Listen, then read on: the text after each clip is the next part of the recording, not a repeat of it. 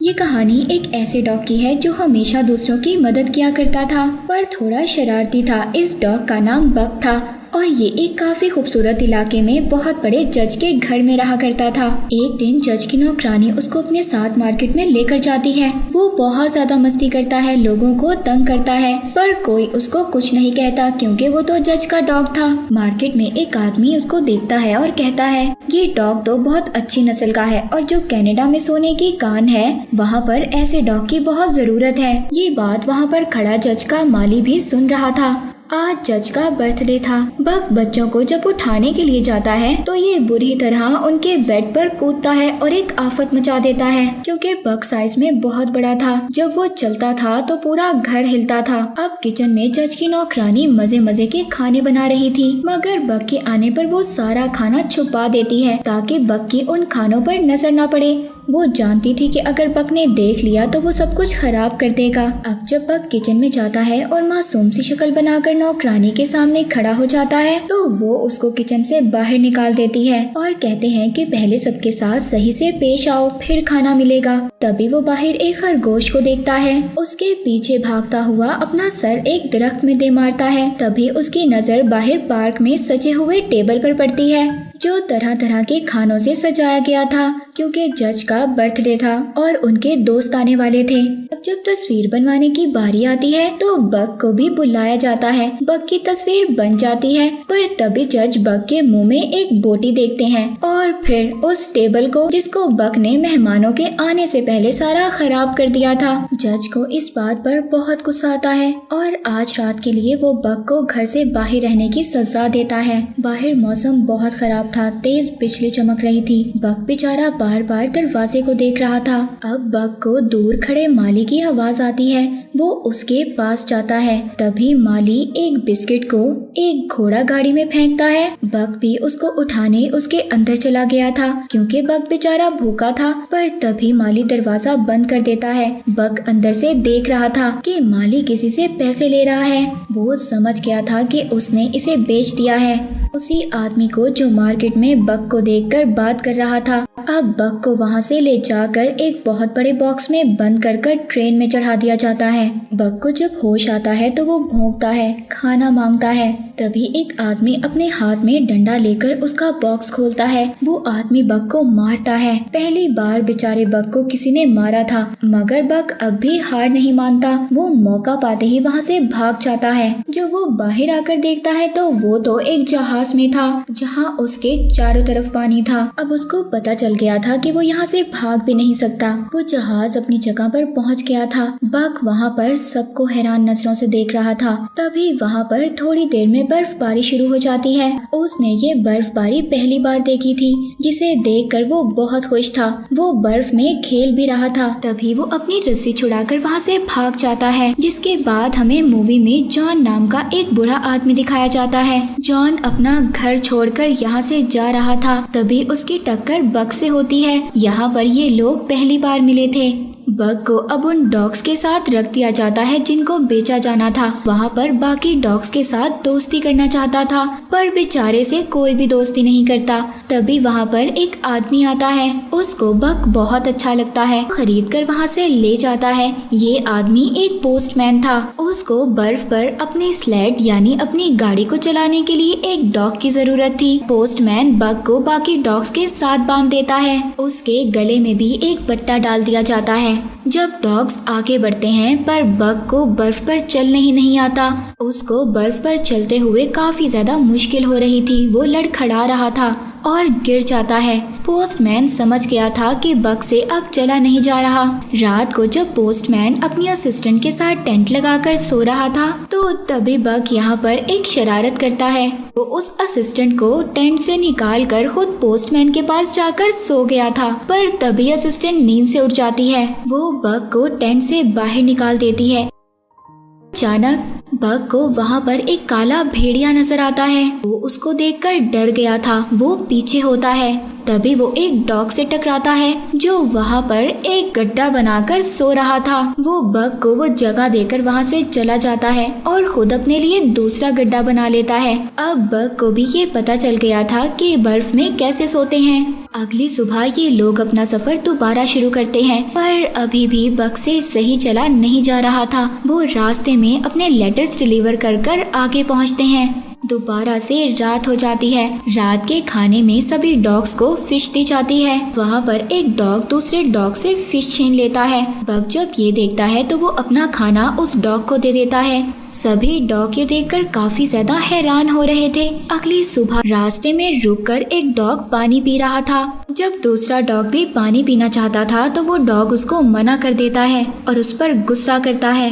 Bug ये देखकर दूसरी जगह पर बर्फ को खोदकर पानी निकालता है और सभी डॉग्स को वहाँ से पानी पिलाता है। सब डॉग बहुत ज्यादा बग से खुश हो गए थे, पसंद करने लगे थे। उस डॉग को बहुत ज्यादा गुस्सा आ रहा था जो दूसरों को पानी पीने से रोकता है। बग अब काफी अच्छी तरह बर्फ पर भागने लगा था। एक दिन रास्ते में चलते हुए पोस्टमैन की असिस्टेंट बर्फ को चेक करते हुए पानी में गिर जाती है। बग जब ये देखता है तो वो अपनी जान की परवाह किए बगैर उस असिस्टेंट को बचाता है। पहले तो बग को नोटिस नहीं करती थी, पर अब उसको भी बग अच्छा लगने लगा था।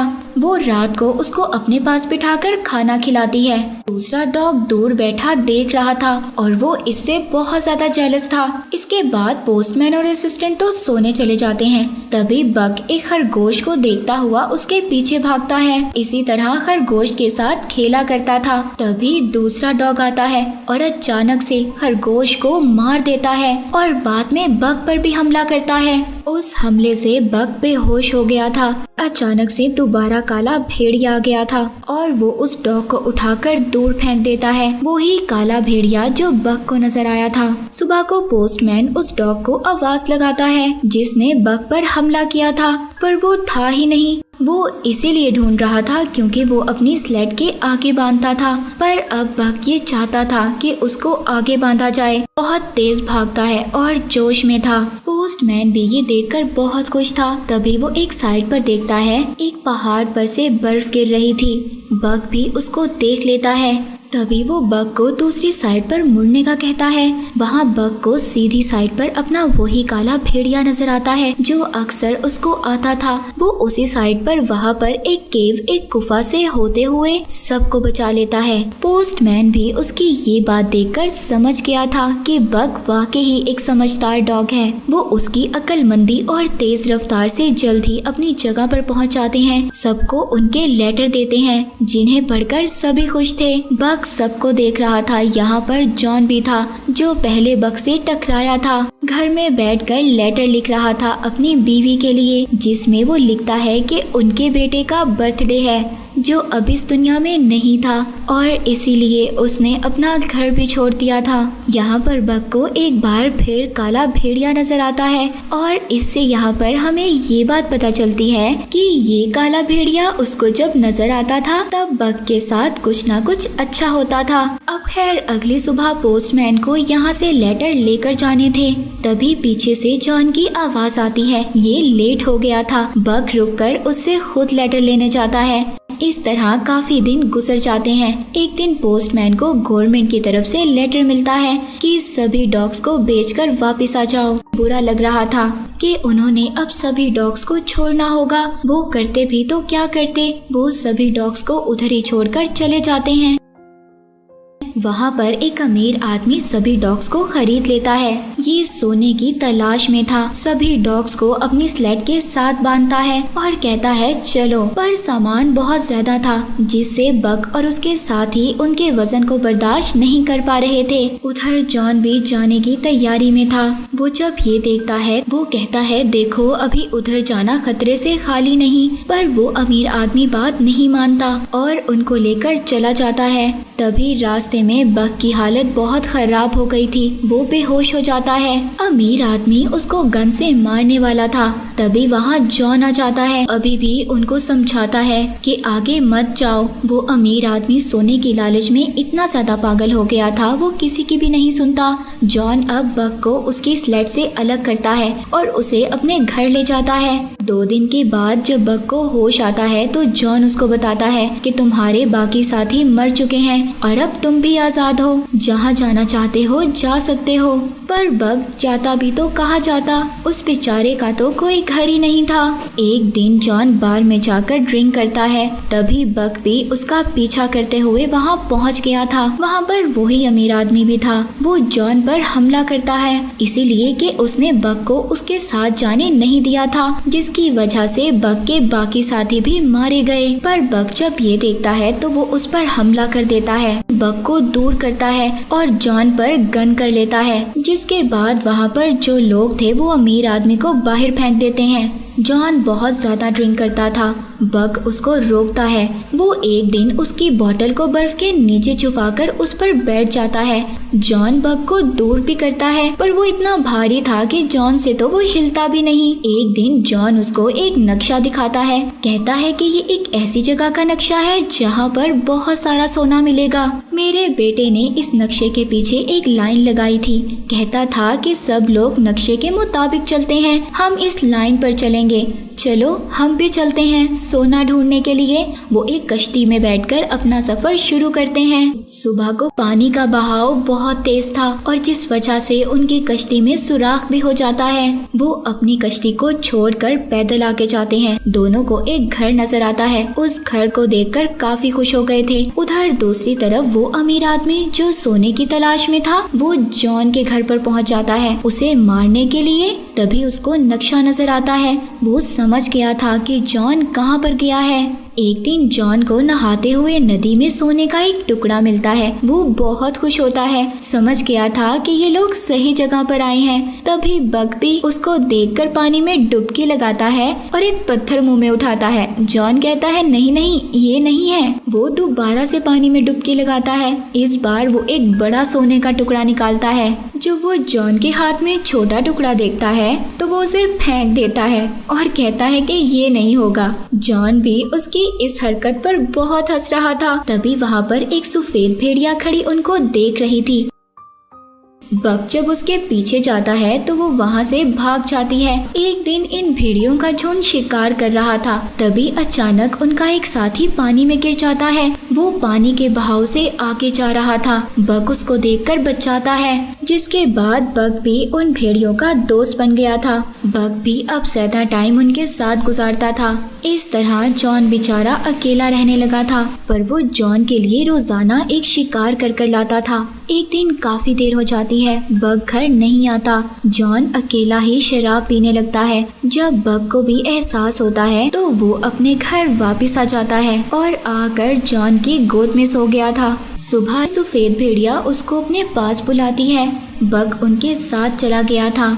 जॉन को भी अब एहसास हो जाता है कि बक को उसकी फैमिली मिल गई है। वो खुश था। जॉन भी अब अकेला महसूस करता था, इसीलिए वो भी वापस घर जाने का फैसला करता है। वो सारे बड़े टुकड़े सोने के पानी में गिरा देता है और छोटे टुकड़े अपने पास रख लेता है। कहता है कि मेरे लिए यही काफी है, तुम्हें तुम्हारी फैमिली मिल गई है और मैं भी सुबह यहाँ से चला जाऊंगा। ये सुनकर बक उदास हो गया था। सफेद भेड़िया के पास चला जाता है। उधर जॉन को अपने घर में किसी की आवाज आती है। जॉन जब बाहर जाकर देखता है तो वो अमीर आदमी था। वो जॉन को गोली मार देता है। जॉन के हाथ में लालटेन थी, वो नीचे गिर जाती है। पूरे घर में आग लग गई थी।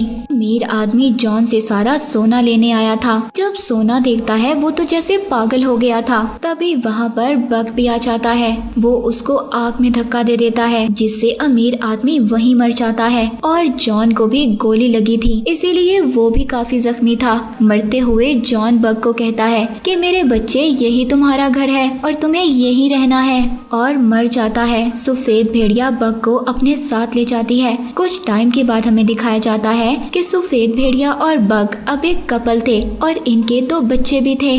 बग अपने झुंड का लीडर बन गया था। अक्सर वो अपने झुंड को लेकर उस जगह पर भी जाता था जहाँ पर जॉन की मौत हुई थी। बग इस जंगल में बहुत खुश था। इसी के साथ ये मूवी यहीं पर खत्म हो जाती है।